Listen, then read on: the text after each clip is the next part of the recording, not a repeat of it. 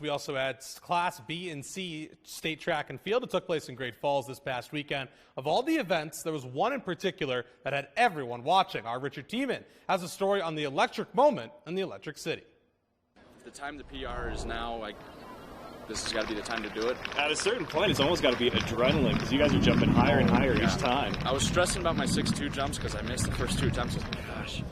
And then 6'6" and 6'7", my last attempts, I was shaking. If you missed the Class B and C state track and field meet this last weekend, then you missed a rare and special moment at the high jump when the entire meet stopped as Shelby's Rhett Reynolds and Big Fork's George Bucklin had a jump off for who would be crowned state champion. I just watched him jump and I was like, oh man, we're tied. Like, you never know. I cleared that thing, thank God, and then he goes and it's just, and he cleared it and I was like, oh, we got to keep going. Onlookers from all around Memorial Stadium were locked in to witness as they went jump for jump at 3 different heights. But at 6 foot 7 inches as the crowd collectively held their breath, that guy just was like, oh, it's got to be right now.